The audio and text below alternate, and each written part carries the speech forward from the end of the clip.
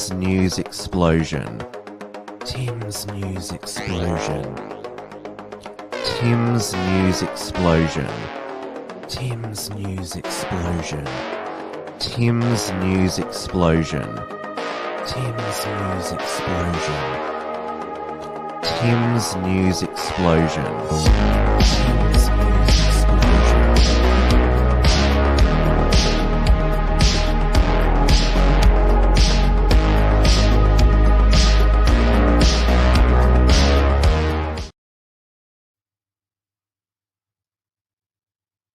Hello, everybody, and welcome to this week's Tim's News Explosion. Tonight is Monday, the 10th of January, 2022. We are live as always on the, well, not always when we're not banned, on the Wilmsfront YouTube channel and DLive channel, as well as on the Interactive Entropy software, which I put the link into the live chat. Please make yourselves known in my regulars there. It is 8:30 p.m. here in Melbourne, Victoria, where it has been a huge news day as Australia tries to live with COVID in 2022. Now, at the moment, we don't know whether the number one tennis player in the world, Novak Djokovic, has been arrested or retaken into custody by the Australian Border Force after today there was a federal court hearing which was heard by Judge Anthony Kelly. Oh, my internet is so slow here tonight. Well, not actually my internet, but actually my CPU here. So he won the appeal in the Federal Circuit Court. Judge Anthony Kelly ordered the immediate release of the world's number one men's tennis player, Novak Djokovic, overturning the federal government's decision to cancel his visa. The judge told the hearing that the decision to cancel the temporary visa was unreasonable and will be quashed, and the Minister for Home Affairs, or the Home Affairs Department, will pay Mr. Djokovic's costs, release his passport and all other personal effects. So, as this article says, proceedings regarding Djokovic's visa application were rushed through in the hope that he would be able to attend his title to compete in the Australian Open.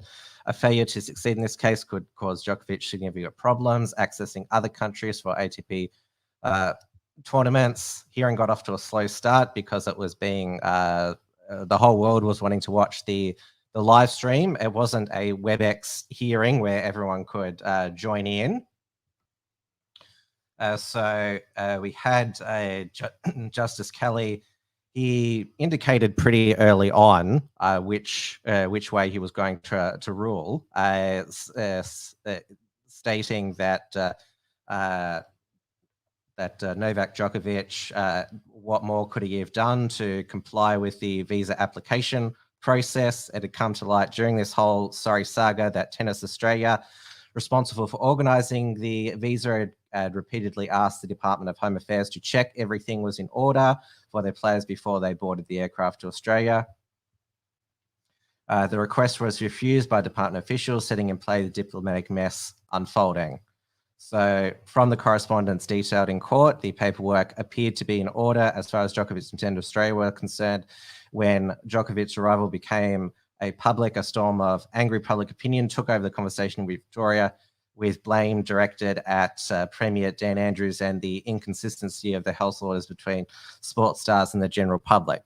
And this was by Alexandra Marshall from Rebel News Australia. Alexandra Marshall, she's a public commentator on Twitter. She's been a guest on this program. She is not vaccinated and will not be vaccinated. She's a resident of New South Wales, so she is allowed into most venues in New South Wales, unlike here in Victoria, where we still have the vaccinated economy.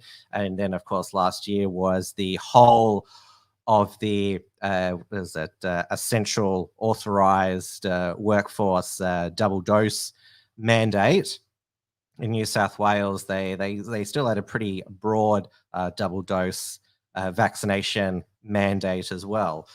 So obviously, there's been a lot of local outrage that, hey, how come we all had to get vaccinated and show our vaccine passport, yet he got an exemption because he'd had COVID. Well, the application said he had COVID on the 16th of December, even though his visa application was sent on December 10, and on December 17th, December 18th, he's been photographed at public tennis photo ops, maskless, obviously not in isolation. And we've had the last couple of hours that reported that the head of the Australian Immunisation Advisory Group, Alan Cheng, former Deputy Chief Health Officer of Victoria, say that according to them, that having COVID in the previous 6 months is not an exemption to get into Australia, to travel into Australia without quarantine or without being vaccinated there. So the actual judge ruling, it's a lot of people, especially the Serbian Australians, outside the federal court in Melbourne celebrated when the visa cancellation was quashed, but we're told it's the Immigration Minister, Alex Hawke, not the Home Affairs Minister, Karen Andrews, who can still cancel his visa, use their personal discretionary powers, which would automatically ban him for 3 years, but that can be revised down at the minister's discretion as well. So it's unclear at the moment whether, there's been conflicting reports that Border Force or the Australian Federal Police have rearrested Novak Djokovic in his lawyer's office. So the visa cancellation was quashed on because the Home Affairs Department didn't follow proper procedure to cancel his visa that they issued to him previously. So it's a giant mess. And obviously, Scott Morrison and Home Affairs Minister Karen Andrews made a reactionary decision to cancel his visa when the public were outraged that he was getting in without being vaccinated when they all had to be vaccinated. But as many people have pointed out, you shouldn't be angry at Novak Djokovic. You should be angry at the governments for introducing these vaccine mandates and these vaccine passport systems, which haven't stopped the spread. I mean, we're having record daily case numbers here in Australia. I noticed that my picture is freezing every now and then. Can you all still hear me clearly? That's the most important thing here. Maybe I'm having internet issues as well here as computer CPU issues. As I said, that we're having record new daily cases in Australia, both recorded by the traditional PCR test and also by the new rapid antigen test, which are still in short supply. There has been, everyone wants to rapid test themselves at the moment, and so there's orders are pending. We're back at, well, in terms of the supply chain, because of a lot of people becoming positive or becoming close contacts, and which includes myself at the moment. I'm having to isolate at home. The current period is 7 days because I'm a close contact. I have previously said with this Omicron variant, it's going to get us all eventually. And so the walls of the close contacts basically went in on me. I have tested negative, though I do have what would be Omicron mild symptoms, or as the discoverer of the Omicron variant, the South African doctor Angelique Tutsi said, completely mild. So yes, I've just, even though I haven't tested positive, I still have a bit of a cough from time to time, and runny nose. I'm also very hot, but that's probably because it's really hot here in Melbourne. Sude says in the comments here, I'm trying to bring it up here. Here it is. Only the vax can travel, yet Omicron has spread around the world. Yes, the person who I'm a close contact with, who's got, I believe it's Omicron, is double vaccinated and caught it from their double vaccinated friends. So I can't blame the unvaccinated people who I've met in person over the past months for getting me into this situation. Such as Margot and Senator Slayer and the Indie Scientology podcast. My sister, who's jabbed, has Omicron. Maybe the vax caused Omicron. I'm fine. No symptoms at all. I'm none jabbed. Yes. So yeah, as I was saying, I can't blame you guys. I can't say you did this. It's your fault that I still got a COVID mild variant, despite being double vaccinated. And we are seeing now, I mentioned this on last week's Tim's News Explosion, that our national cabinet flipping basically 180, having a hard time programming the public to live with Omicron, or live with COVID, because they've been told that this is a wicked, deadly virus for 2 years. This is what the Federal Health Minister Greg Hunt said yesterday: treat COVID with paracetamol and water. Australian Health Minister Greg Hunt made an outstanding claim, suggesting Australians stock up on paracetamol, drink plenty of fluid in case they catch COVID. This is a sharp answer with the government position that the only thing that will protect us from COVID is the vaccine. And it goes further down here. This is Dave Hiscott for XYZ. This astonishing backflip. Any suggestion until now that COVID can be treated in the same manner as a regular flu or the common cold has been met with accusations of being a far-right conspiracy theorist and a terrorist. Hundreds of thousands of people have lost their jobs because they refuse to comply with the vaccine mandates. However, we are told that Australia could reach 1 million COVID cases any day now, yet bodies are not piling up on the street. That's a lot of cognitive dissonance to deal with. Last year's massive unrelenting protests against vaccine mandates look set to continue in 2022, with hundreds of thousands marching through Australian capital cities.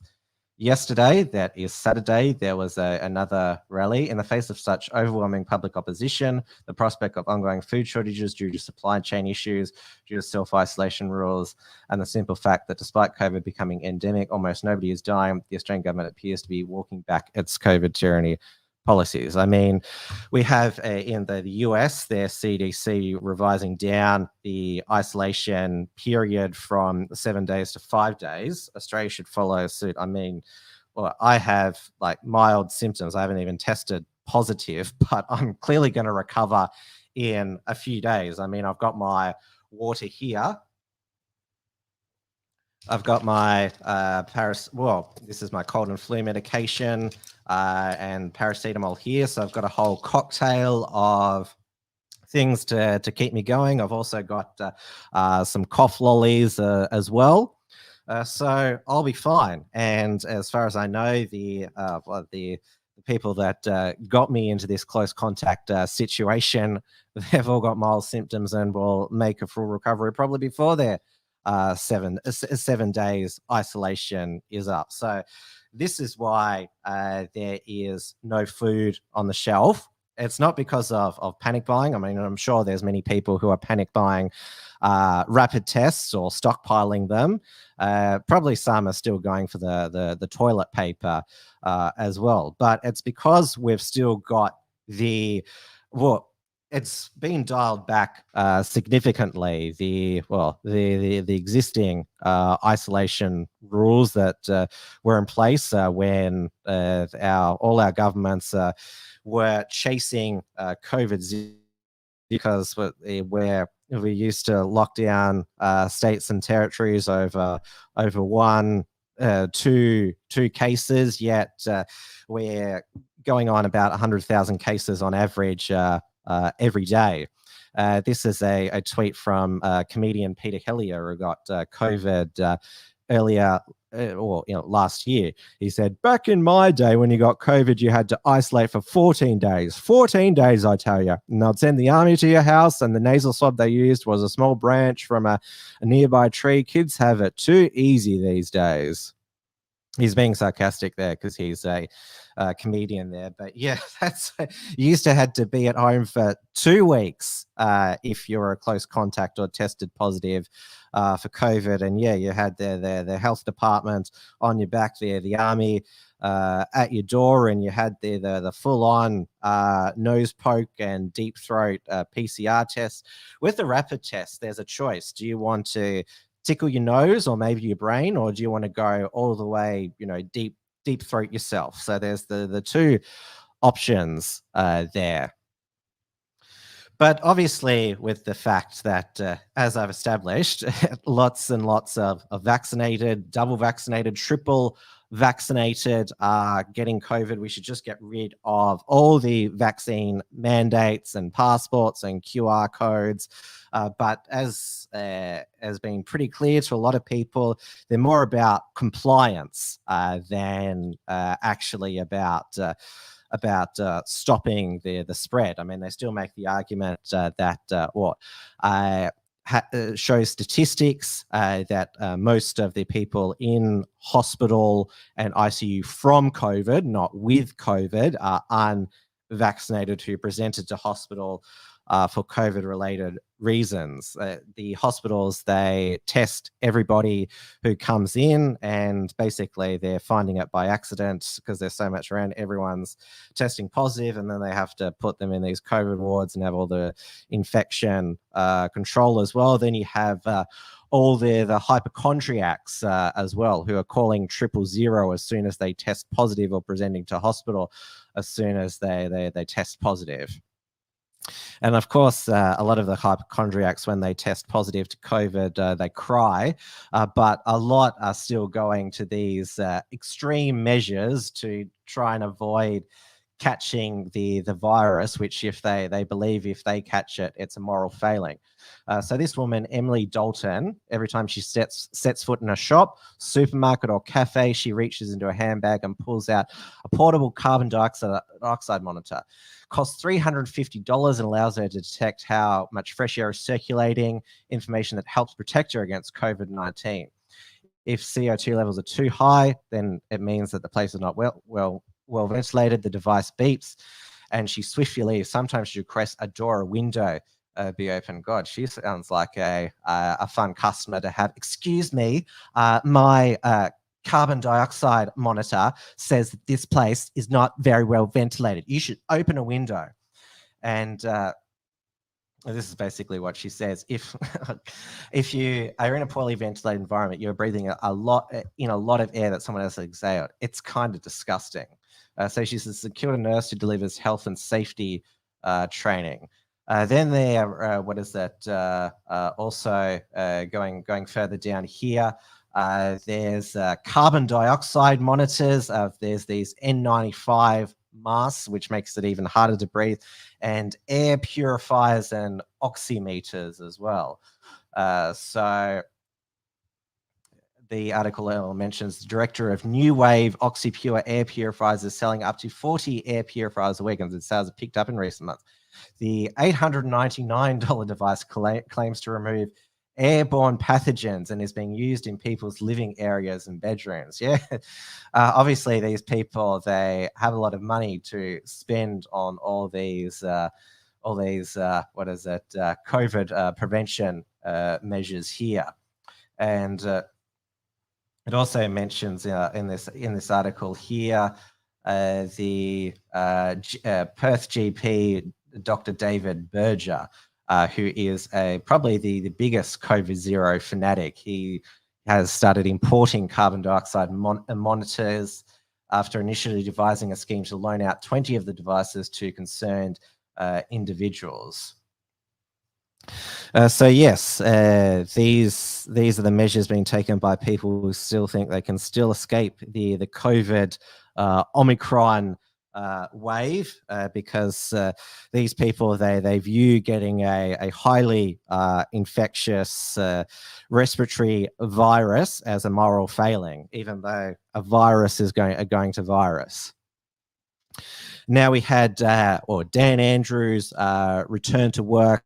Well, he was due back, we were told today, but he actually started work yesterday because he on Sunday he extended the pandemic declaration under the new pandemic management bill for another 3 months, and said it was necessary to slow the spread of Omicron.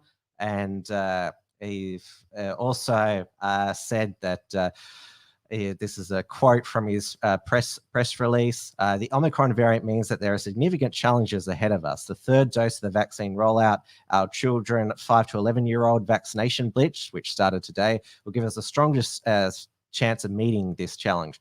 Extending the pandemic declaration ensures that we are able to meet the measures in place to slow the state of transmission and protect community health and our health system. It was also revealed that, well, actually not due to COVID,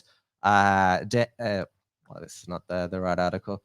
Dan Andrews has cancelled the Australia Day parade again, not for because of COVID concerns, but basically because his government hates Australia Day.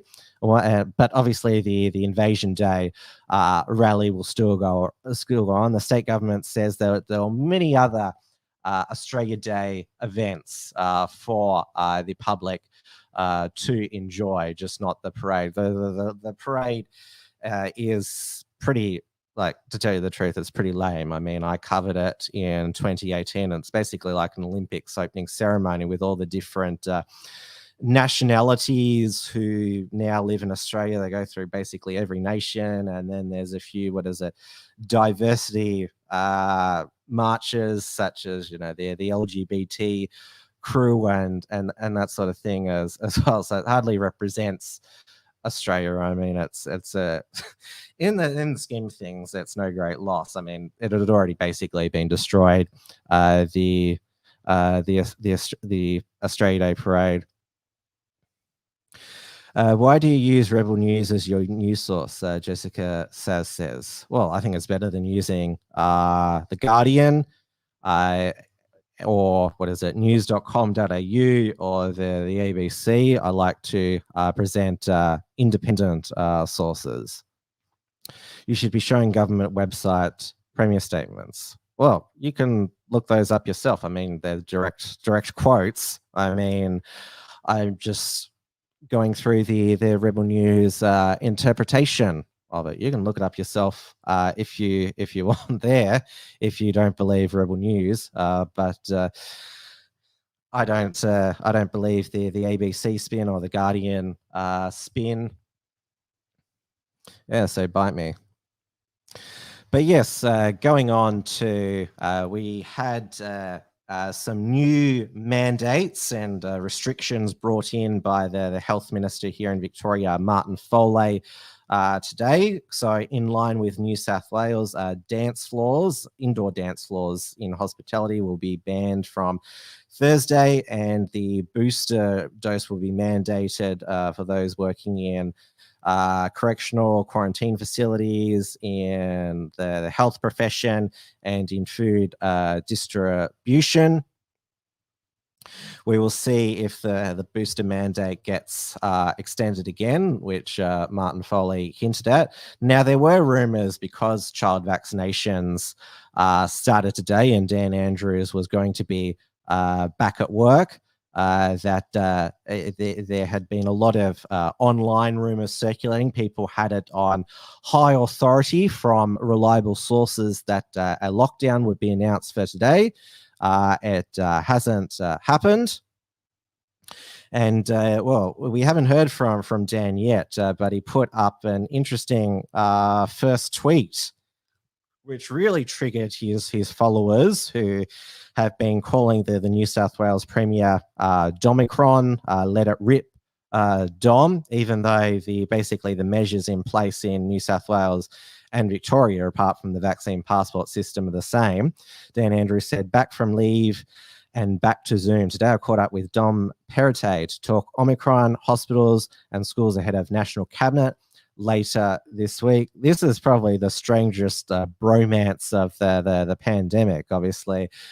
From different parties, have different philosophies, but the only thing that they have in common is that they're both Catholics there. But if it means that there's less chance that Dan will put us back into lockdown, that is a good thing. Not that Dom Perrottet has been perfect. I mean, he backflipped on masks and QR codes at Christmas last year and then introduced the singing and dancing ban.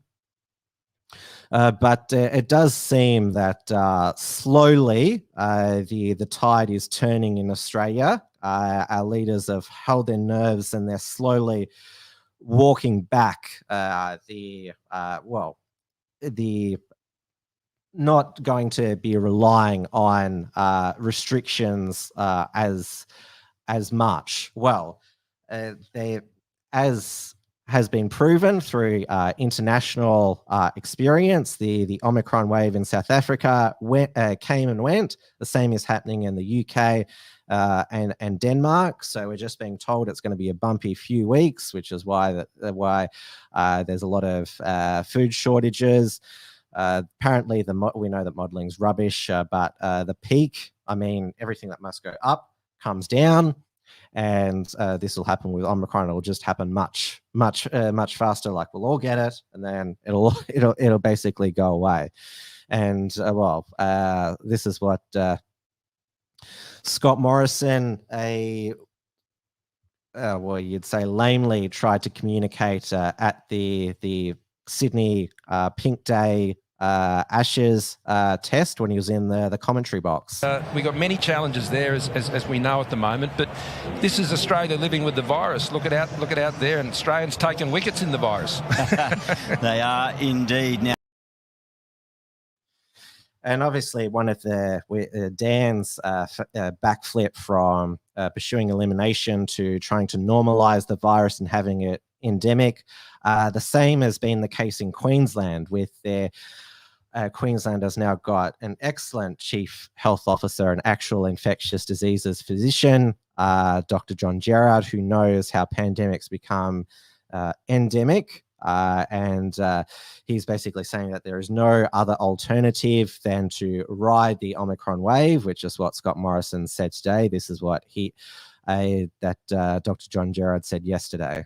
So there are a substantial number of people in the Queensland community with COVID-19 as we speak, and that's exactly what we expected, and that's exactly what is necessary in order for this virus ultimately to become endemic in the community. That is absolutely critical. It has to happen this way. But the next few weeks will be a challenge, particularly on our healthcare system. If the current situation in hospital. Now, although it's good that we've had Dictator Dan and Palachuk get a grip, we still have Mark McClown over in WA, still holding on to elimination until, the safe transition plan on February 5. Western Australia didn't even bother to attend National Cabinet last week because living with COVID doesn't apply to them. But we saw come back from leave last week, Northern Territory Chief Minister Crazy Eyes Michael Gunner, who before transitioning the state to a vaccine passport system, introduced the most extreme lockdown of anyone, lockdown of the unvaccinated, that we have seen in Australia or overseas. From noon Monday, we will commence a vaccine pass system in the Territory. The fully vaccinated can continue as they were. For people who are not vaccinated, lockdown rules will apply to everyone 16 and above. If you are not fully vaxxed, stay home. There are only 3 reasons to leave the home now, not 5. Work is not a reason to leave the home for the unvaccinated. The Chief Health Officer has also determined that restriction of movement is critical right now and that 1 hour of exercise for the next 4 days is not essential. Remember, these restrictions only apply to those who are not fully vaccinated. Yep. And for 2 remote Aboriginal communities, that lockdown of the unvaccinated continues because of their low vaccination rates, but they are allowed 1 hour of exercise now. So Michael Gunner is basically saying to these remote Aboriginal communities, unless more of you get vaccinated, more of you will be in this lockdown for a longer period there. So, as we've seen, Gunner and McGowan have given Dan and Palaszczuk a run for their money. But let's go, I mentioned the UK. They're seeing both their hospitalizations and infections of Omicron begin to dip. And Boris Johnson, even though he was looking at going into a lockdown over the winter, has read the mood of the public and particularly the Tory base. And although they're going to be sticking with their Plan B restrictions for another 3 weeks, they are planning going back to a strategy of living with COVID. We had the former chair of the vaccine.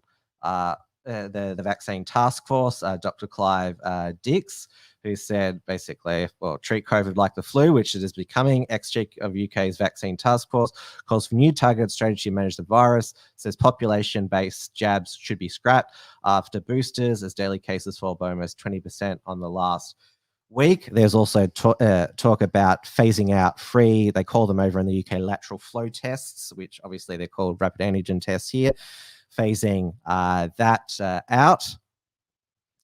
And there also we are seeing that they are not going to mandate the vaccine or let alone the boosters for the British population as a whole, though the UK Secretary of Health, who I call Savage Jabbeth, still is looking at mandating them for NHS staff, though he might reconsider that position after this doctor who he was speaking to basically eviscerated the need for a jab mandate in the NHS. What do you think of the new rule to require vaccination of all NHS staff? I'm not happy about that. So You're not happy about it? Tell me. So I've had COVID at some point. Yeah. I've got antibodies. Yeah. I've been working on COVID ITU since the beginning. I have not had a vaccination. I do not want to have a vaccination. The vaccine's reducing transmission only for about 8 weeks with Delta. With Omicron, it's probably less. And for that, I would be dismissed if I don't have a vaccine. It's not, the science isn't strong enough.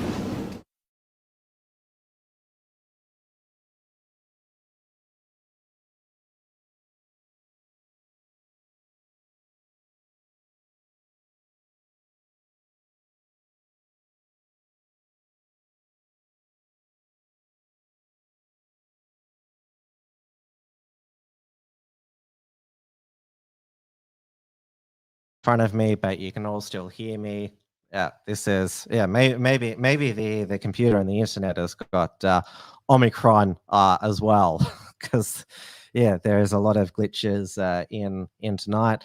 Now, although England only has minimal restrictions in Scotland and Wales, they have introduced harsher measures, basically a lockdown light on their populations, which is not making a hell of a lot of difference to the Omicron curve.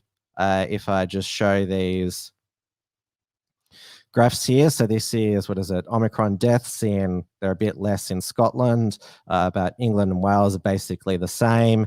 And cases, they're basically on the same trajectory here, but that hasn't stopped the First Minister of Wales, Mark Drakeford, who is also known as Mark Prickford, bragging that, he reminds me of dictator Dan bragging about his measures keeping the Welsh population safe. Well, parkruns are not banned. Parkruns can take place within the numbers that the rules allow. 50 people can take part as participants in an event, and 50 more people can be there to help with the organisation of those events. Some organisations are able and willing to operate within those rules, and other organisations choose not to.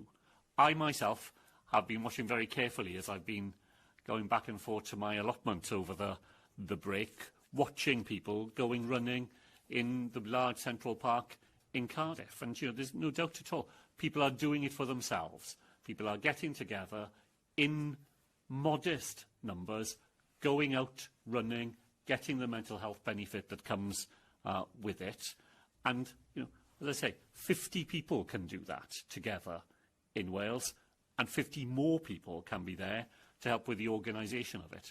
The idea that things are banned in Wales, I just don't think it is a fair description of what is possible and what many people are managing to do within the rules as they are.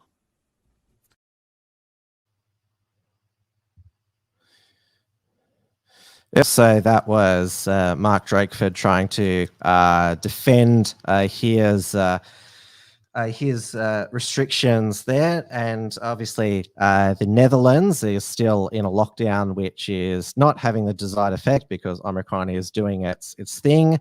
The Canadian provinces are introducing lockdown lights, which aren't working against Omicron. Pretty much all the traditional lockdowns and other non-pharmaceutical interventions don't work against Omicron, but obviously, since Omicron has become mild, it has not been the variant that doomsdayers were hoping for. In fact, Independence Age in the UK has basically admitted, yes, our models were too doomsday-ish. The mass deaths aren't going to happen, which is why the mainstream media is reporting scariants every week. Last week was the Flurona in Israel, but now this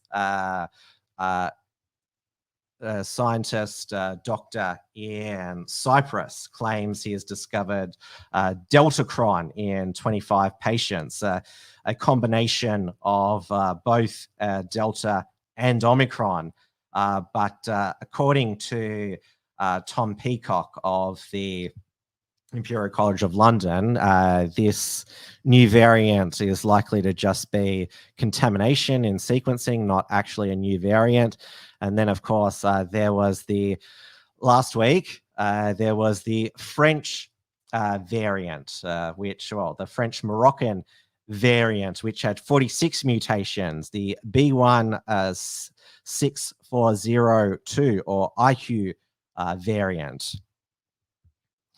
But apparently this variant has been around since November and has hardly taken off and couldn't even compete with Delta, let alone Omicron. That's it for the show tonight. Apologies for all the glitches, but got there in the end. I'll be back later this week with Wilmsfront, and of course Trad Tasman Talk will return on Friday evening with Dewey DeBoer.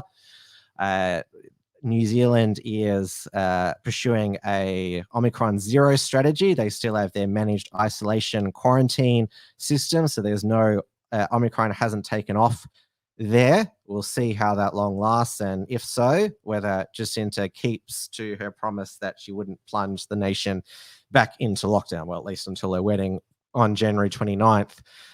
We can assume. We'll see what happens with Novak Djokovic. There's new reports from Tiger Mountain this week with Richard Wollstonecroft. I published his report on the perverse genius of Daniel Andrews this morning. Obviously, since I'm stuck at home, there's a lot for me, a lot I can do in front of the computer. Obviously, I won't be going out to cover any rallies. That will be left to Andy Nolch and Margot Huss as well. But they could change the close contact definitions again at National Cabinet, and I could get out a few days early. Who knows at this stage? It's just, the kangaroo court of changing COVID rules and mandates. So thank you everyone for watching tonight. I'll see you later in the week. Wilmsfront, 8:30 p.m. Melbourne time on the Wilmsfront channel. And of course, Trad Tasman Talk, 6 p.m. Melbourne time on the Unshackled YouTube channel. Good night, everybody.